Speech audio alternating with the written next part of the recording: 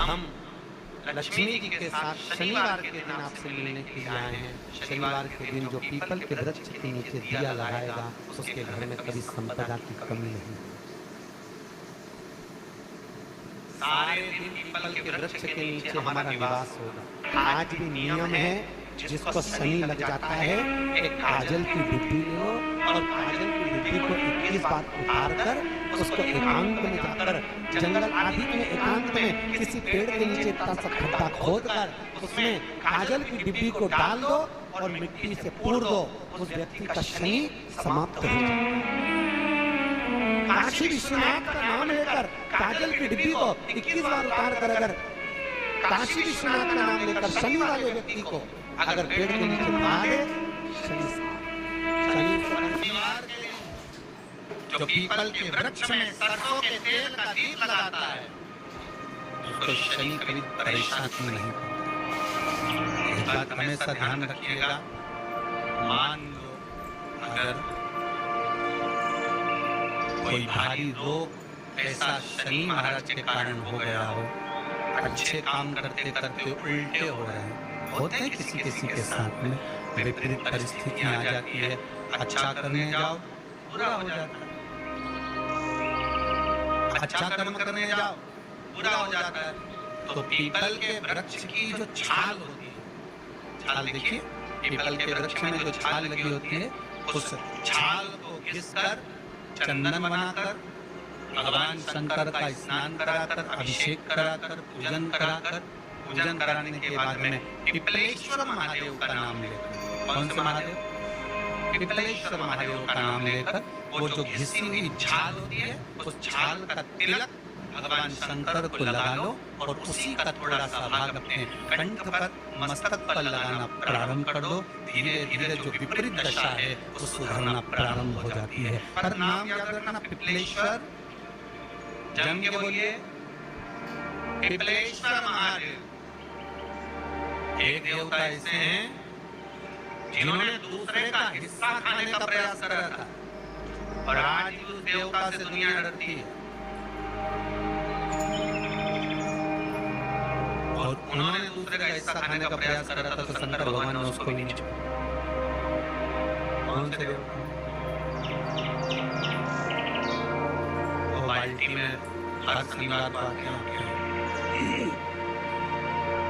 कौन से? शनिदेव। उन्होंने क्या करा था? भगवान सूर्य नारायण ने अपने सारे पुत्रों को देखा, सारे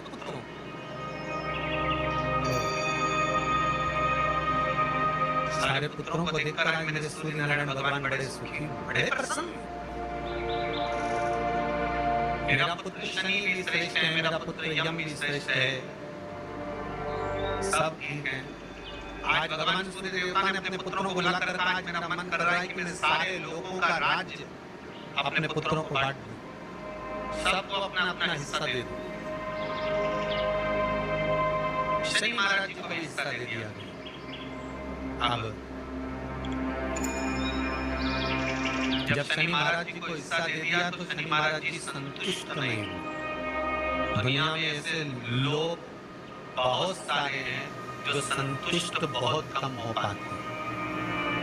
शनिदेव के मन में संतुष्टि नहीं है। जब शनिदेव के मन में संतुष्टि नहीं हुई तो शनि महाराज उसी समय पर अपने सारे भाइयों का हिस्सा बटोरने लगे, उस पर कब्जा करने लगे। कब्जा करने लगे तो सूर्य देवता की आंख में जल आ गई। कितना तेजवान सूर्य नारायण, कितने तेजवान, कितना तेज भगवान सूर्य के पास में था। और शनि महाराज को देखकर आज रो रहे हैं। शनि महाराज ने अपने भाइयों के इस हिस्से पर सूर्य नारायण भगवान की आंखों में जल गया कि मेरा पुत्र ऐसा कर रहा है। शनि बुलाया, सूर्य नारायण भगवान ने समझाया और नहीं माना। किसी किसी की नियत होती है, इसको इतना कैसे दे दिया, अम्मा ने इसको इतना कैसे दे दिया, पिताजी ने इसको इतना कैसे दे दिया, मैं तो कब्जा करूंगा, दुकान भी नहीं छोड़ूं, घर भी नहीं छोड़ूं, ये नहीं छोड़ूं, वो नहीं छोड़ूं, मत छोड़, एक दिन संसार छोड़ कर जाना पड़ेगा। तब कहीं जमीन जाकर छाती में बांध के ले जाएगा? नहीं माने तो सूर्य देवता ने अपने गणों पर भेज दिया, जाओ जरा शनि महाराज को जरा हटाओ वहां से। शनि महाराज को गुस्सा आया और शनि महाराज ने उन सारे गणों को नष्ट कर दिया। सूर्य नारायण भगवान शंकर की पंचायत में सूर्य देव भी है, मतलब शंकर भगवान के मित्रों की गणना में सूर्य है। भगवान विष्णु, सूर्य नारायण, शंकर भगवान, माँ दुर्गा, गणेश जी, ये पंचायत है ना शंकर की। शिव पंचायत, शिव परिवार में कार्तिक, गणेश जी, पार्वती जी, शंकर जी, नंदी, ये शिव परिवार। पंचायत में सूर्य देवता, सूर्य नारायण को रोता हुआ देखकर भगवान शंकर को बड़ा दुख हुआ। शिव जी ने पूछ लिया, क्या बात है, आप रो रहे हो? नारायण क्या हो गया? मेरे बेटा मानने को तैयार नहीं, आप चिंता मत करो, अभी देखता हूँ मैं जाकर। और भगवान शंकर ने जाकर तुरंत सूर्य नारायण भगवान के कहने पर शनि देव को जाकर समझाया। इतने में तो शनि देव आग बबूला हो गए। आग बबूला होकर शनि देव ने कहा, हे शिव, आप मुझे जानते नहीं हो? शंकर भगवान ने कहा, क्या जानना है ये बताओ, क्या जानना है ये बताओ। शनि देव कहते हैं, आप मेरी दृष्टि को नहीं जानते? शंकर भगवान ने कहा, तू भी नहीं जानता कि तेरी दृष्टि खराब कैसे हुई? तेरी दृष्टि को श्राप किसका लगा है तुझे नहीं मालूम क्या? शंकर भगवान ने जब समझाना चालू करा कि देख शनि देव, मैं सब जानता हूँ, आपका विवाह करा सूर्य देवता ने, आपकी पत्नी घर में आ गई, आप अपनी पत्नी को देखते तक नहीं थे, इसलिए आपकी धर्म पत्नी ने आपको श्राप दिया कि जिस पति ने मुझ पर दृष्टि नहीं डाली, मेरे वो पति की दृष्टि कौन दृष्टि हो जाए, जिस पे डालेगा वो बर्बाद हो जाए। शनि महाराज ने कहा, आप मेरी पत्नी की याद मत दिलाओ। शंकर भगवान बोले, शनि फिर समझा रहा हूँ, हिस्सा छोड़ेगा कि नहीं छोड़ेगा? शनि बोले, नहीं छोड़ूंगा। शंकर भगवान ने उठाया, पीपल के पेड़ के नीचे ले गए और पीपल के पेड़ के नीचे शनि महाराज को उल्टा लटका दिया। 19 साल तक शनि महाराज को पीपल के पेड़ के नीचे शंकर जी ने लटका के रखा। अब बोल, 19 वर्ष तक शनि महाराज पीपल के वृक्ष में पीपल की जड़ पर बंधे रहे। बोलेंगे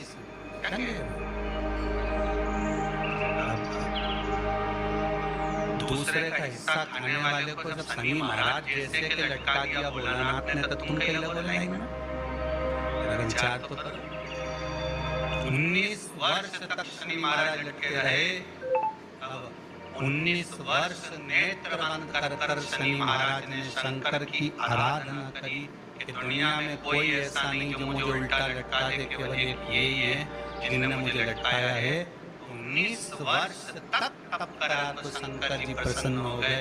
धर्म को हटाकर पार्वती को लाए, साथ में आशीर्वाद दिया, शनि महाराज को खोला। वर मांगो, तुम्हें क्या चाहिए? मांगो, तुम्हें क्या चाहिए? शनि महाराज ने कहा, मांगूंगा कुछ नहीं, आप कर दे दीजिए। शंकर जी ने कहा, मैं तुम्हें दंड अधिकारी बनाता हूँ कि आप अच्छे और बुरे का दंड दोगे, आप अधिकारी बनकर बैठोगे, मेरा आशीर्वाद तुम्हारे साथ। दंड भगवान शंकर का एक अवतार है पिपलाद अवतार। पिपलाद अवतार जब दधीचि ऋषि की अस्थियां चली गई, उनकी धर्मपत्नी सुभाष ने देखा मेरे पति को मार दिया गया है, मेरे पति की अस्थियां ले गए राक्षसों का संहार करने के लिए, उनकी अस्थियां लेकर चले गए, मेरा पति चले गया। सुभाष गर्व से थी, मरना चाहती थी, प्राण छोड़ना चाहती। शिव जी ने देखा ये तो अग्नि के ऊपर चढ़कर अपनी देह त्याग रही। शंकर भगवान ने आकर कहा, रुक जा सुभाष, रुको, तुम्हारे घर में बच्चा है, तुम्हारे घर में बच्चा है, वो बच्चा मर जाएगा। इस बच्चे को जन्म देकर भी क्या नहीं, तुम्हारे घर में जो बच्चा है वो महाज्ञानी है। तुमने मुझसे प्रसाद के रूप में मांगा था, कहा था शिव जैसा पुत्र होना चाहिए, तो क्या तुम शंकर को नष्ट कर दोगे? मैं शंकर को जन्म दूंगी। सुलाच ने 2 पत्थर उठाए, अपने गर्भ पर मारना प्रारंभ करा। गर्भ पर मारा, बच्चे ने जन्म लिया। बच्चा 7 महीने का था। उस बच्चे को उठाकर पीपल के कोटर में रख दिया। पीपल की कोटर। एक गिलहरी पीपल के फल को लेकर आती थी, पिपलाद के मुंह में देती थी। शिव का है, इसलिए शंकर का नाम ही पिपलेश्वर शिव का एक अवतार पिपलाद के रूप में हुआ है। तुम क्यों चिंता करती हो? तुम चिंता मत करो, तुम्हारा पुत्र जन्म दो तुम। दिया जन्म सुलाच ने, उसके बाद प्राणों को त्यागा। और उस पीपल के कोटर में अगर भरण पोषण करने वाला कोई था तो वह देवाधिदेव महादेव था। फिर निवेदन करेंगे, माता के गर्भ में बच्चा रहता है, उसका भरण पोषण करने वाला मेरा देवाधिदेव महादेव है।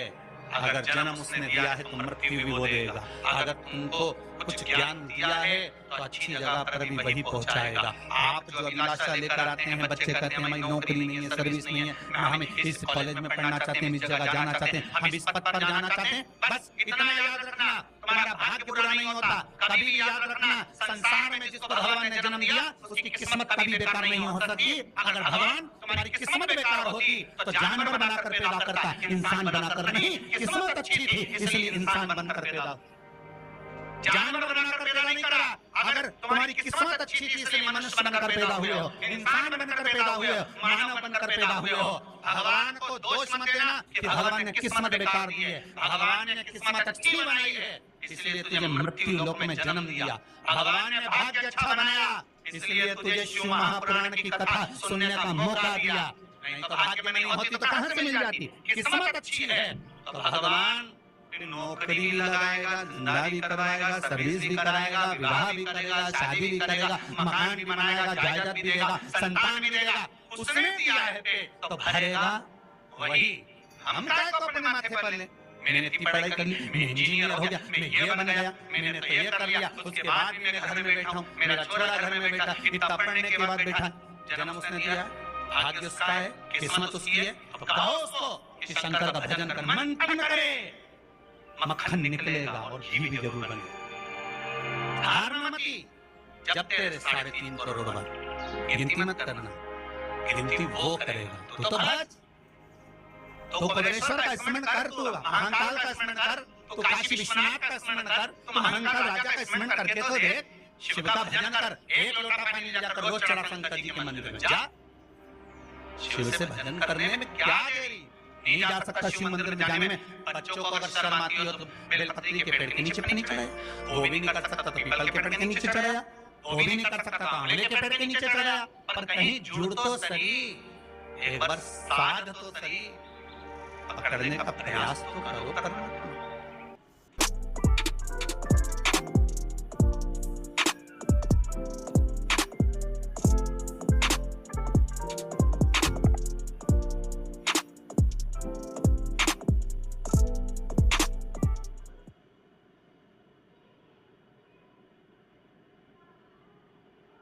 अगले हफ्ते नाना नानी की गोल्डन जुबली है। फेस पैक लगा के बैठी है, सारी शॉपिंग बाकी है। मार्केट घूम के लेना है लहंगा, लाइनर, हील, पर मैडम देख रही है रील। फिर अंगड़ाई लेकर इसने मिंत्रा पे कर दी सारी शॉपिंग, और टाइम पे नहीं आया तो सिर्फ 2 दिन में हो गया डिलीवर पूरे मार्केट का कलेक्शन। सॉर्टेड तो है ये generation. Try Myntra, get 2-day delivery on best of fashion. Myntra, it's you 2.0।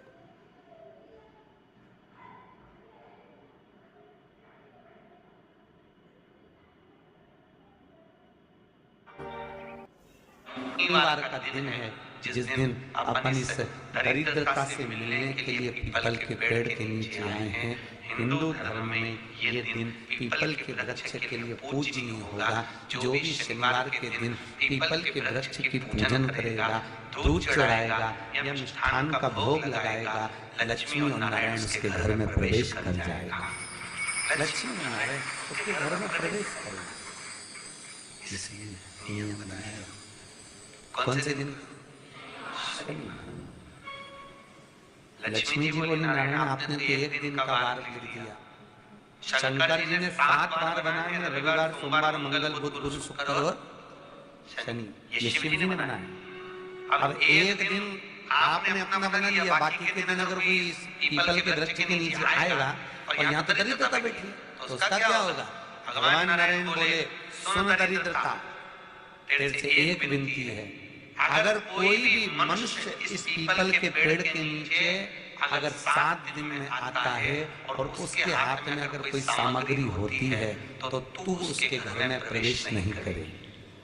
नियम में पीपल के वृक्ष का या तो पानी का लोटा लेकर जाओ, कुंकू का चोखड़ा लेकर जाओ, शक्कर लेकर जाओ, या पेड़ के नीचे चींटी को डालने के लिए आटा ले जाओ, और खाली हाथ पीपल के वृक्ष के नीचे कभी मत जाओ, कभी नहीं। खाली हाथ जाओगे तो दरिद्रता तुम्हारे घर में प्रवेश करेगी। दरिद्रता उठकर खड़ी होकर बोली, नारायण तुमने अपनी मनमानी करी है, एक दिन मुझे भी मेरा चाहिए। भगवान ने कहा, बोल कौन सा दिन चाहिए?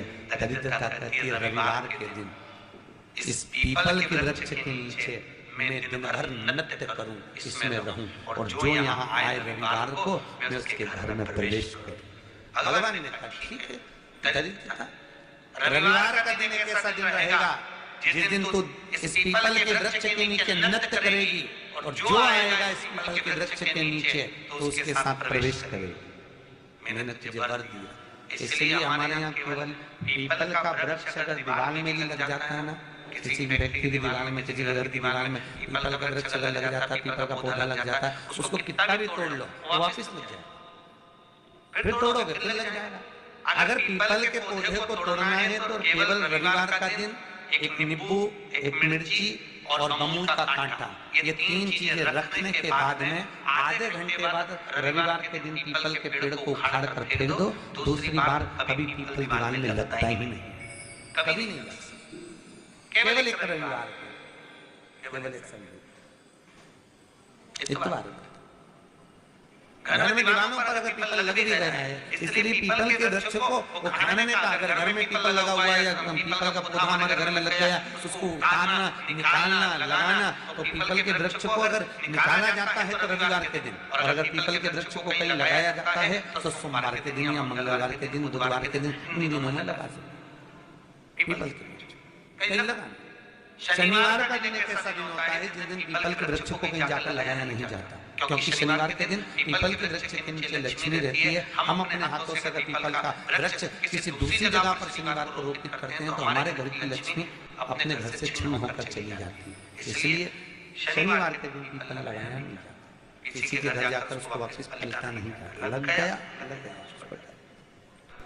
प्रभु मेरी धर्मपत्नी को कहा रखो, आप बताओ, वो तो जहाँ यज्ञ होता है, अनुष्ठान होता है, दान होता है, पुण्य होता है, सत्कर्म होता है, जाने को तैयार नहीं। अब करूँ क्या? भगवान ने बोला एक काम करो। दुर्वासा जी बोले, जिसके यहाँ रात्रि में बर्तन झूठे पड़े रहते हो उसके घर में इस दरिद्रता को लेकर तुम प्रवेश कर जाओ। जिसके यहाँ रात्रि में बर्तन झूठे पड़े हो वहां लेकर प्रवेश कर जाओ। दूसरी जगह दुर्वासा जी बोले, जो स्त्री घर में दोपहर के समय पर सो रही हो उसके घर में इसको लेकर प्रवेश कर जाइए।